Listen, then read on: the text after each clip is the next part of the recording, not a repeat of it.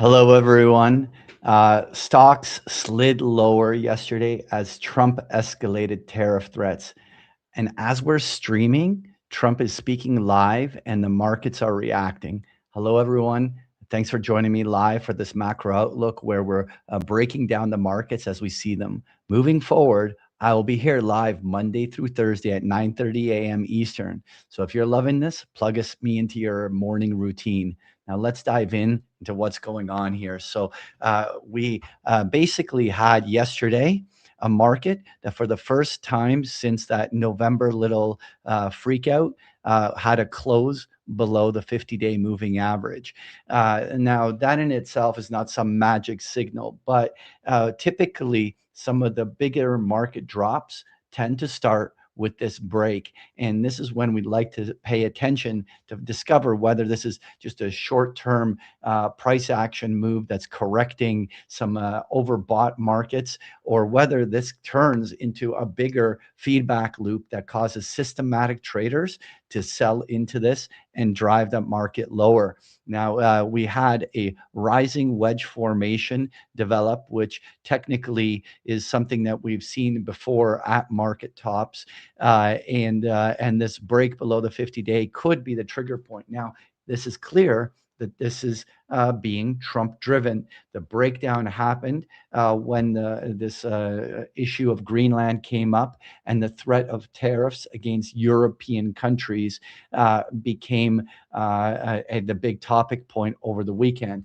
Clearly, this could de-escalate in Davos, and traders are looking that some sort of arrangement is made that could potentially reverse the markets and have them rally. And that really can be driven by headlines.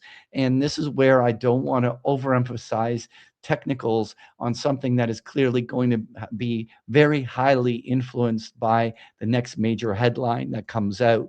So what I would rather do than forecasting something based on that is rather to give all of you a roadmap of what's happening and the levels to watch, because even though the initial drop may be headline driven, if it gets deep enough, it will trigger systematic flows, which are not discretionary. And when you have an imbalance driven by systematic flows, like the estimate that we showed on the chart, in yesterday's YouTube video, was that if it was a one standard deviation drop in these markets, that it could trigger up to $100 billion to hit the bid, and if we started to drop to two standard deviations, it could be up to $300 billion. Now, that I don't want, without being an alarmist, that we haven't triggered anything yet, but this is why it's so critical to watch some of these levels. Now, the first thing that would be in my mind a true warning that something has gone wrong would be a break below 6,800, because that's a previous low and it is a Fibonacci retracement zone. If we saw, for instance, this market break down to, let's say, 6,500, something is broken, which could lead that to being something that develops like a head and shoulders pattern and a topping formation that could trigger one of these 10+% market corrections, and can get underway. Now, what the bulls want here is the save, which is Trump de-escalates in some sort of way, in the Davos talks, de-escalate the situation in some other way. The market reacts with a bullish snap, and then we proceed to have a bull continuation pattern where this correction gets bought on dip, and then we're making that punch to 7,100 to 7,200 on the upside based off of this. This, to be honest, as of this moment, should actually still be the base case. The reason it still has to be the base case is because we haven't decisively broken a primary uptrend that's basically been in place for like 9 months.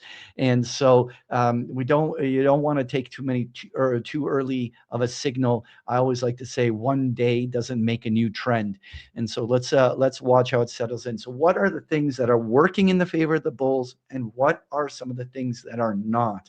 And the things working in the favor of the bulls has to be the fact that the breadth of the the market generally has been good, even though we had here a drop of close to 10% on the downside on the amount of stocks above their 50-day moving averages. We're still in a primary trend on the upside as breadth has been improving. And while the breadth of the market, that's an evidence of a sector rotation, but yesterday was a nasty blow to the Mag 7s. The Mag 7s are incredibly important, not just because they're stocks that are the favorites of many investors, but on an index basis, these Mag 7, these seven stocks make up close to one third of the index of the S&P 500 market cap weighted index, and two thirds, right? Two thirds of the Nasdaq 100, and so we have a scenario here where the Mag 7s not only failed to make a higher high, but now have not only broken to lower lows, but are already testing that November low. The equivalent of if the S&P 500 was trading down at that November low near 6,500. There's clear and distinct distribution, really bad drops in stocks like Apple. This is going to bring to light the importance of next week's earnings. While we do have some important earnings coming out this week, really the big kahunas are all going to be next week. Think of it like the pig in the python moment, where we're going to have four of the Mag 7s come out within 24 hours each of each other. And it's going to be wrapped around a Fed meeting in a period where Powell and the FOMC have not given very strong clarity as to what the rate path is going to be for 2026, right? So they certainly said that they're looking to potentially pause, but there could be an opportunity for them to add clarity. And so a lot of this is going to come down to how things shape up next week.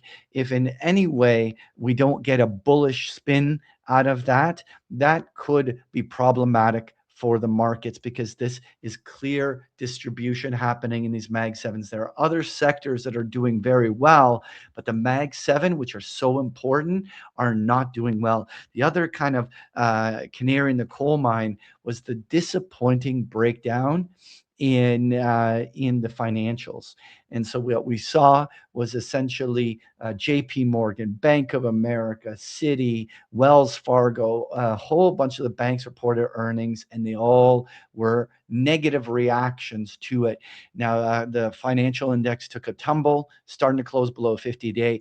We're trading directly into the Fibonacci zone right here. This is a make it or break it moment, in my opinion, because the financials were some of that sector that was leadership when the Mag 7s were doing poorly. And here, if the financials break, then we're going to have thinning leadership on a lot, especially on these supposed beta 1 assets, which would become troublesome for the equity markets.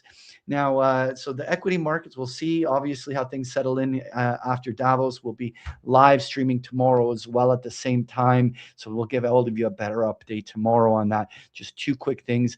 First of all, gold up another $100. We've been talking about this is now the parabolic phase of gold. During parabolic phases, the hardest part is to predict how high the price goes, but time becomes much easier to predict, because in parabolic rises, big moves happen in short windows of time. And so gold going to 5,000, 5,100, 5,200 could easily happen, but it's also likely to happen in a short window, like between this week and next week. And it was so a big upside. And typically, after a parabolic rise, stocks or securities or any asset do not correct sideways.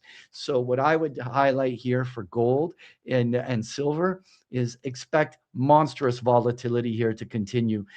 We could have a scenario where we're going to blow up to 5,100 and pull back to 47 or 4,600 in a snap of a finger. And this is going to be very painful. You have to strap on the seatbelt and really ride it out. This is where hedge overlays are so valuable. We're going to be focused on with our members, putting on ways to make sure that you're locking in these gains. And one of the big challenges, of course, is heightened volatility. Surprisingly, when gold moved back in October, we saw a monster spike in implied volatilities to the tune of 30 plus percent. While we had an uptick here, we're still nowhere near those highs while gold is making this parabolic rise. That means there's probably some room for this still to go. And the hedges are not as crazy expensive as they were during the little October swing higher. So there's a lot of different things that could be done with option structures and overlays to help dampen volatility while making so much awesome money on this gold and silver run. The last thing I want to touch on, crude oil got bought on dip. The 50-day held. Now, again, I don't want to get too excited too soon, but this is the type of price action that happens at turning points. We don't want to ignore this at all. Anyway, this is where I'm going to wrap up the public part of this live stream. From here, I'm going to jump on with our big picture trading members, where we're going to be looking at all of this, what's happening in copper, the huge move in natural gas, the silver markets. We're going to look at the individual things like the gold miners, how they're trading, and we're going to be talking about breakout trades and some of the individual stock names that are moving. Very hard to breakout trade with earnings right around the corner, but definitely what we're going to be focusing on in today's session. If you'd like to join us and see how I turn these ideas into actual trades, you're invited to join a 14-day free trial to Big Picture Trading.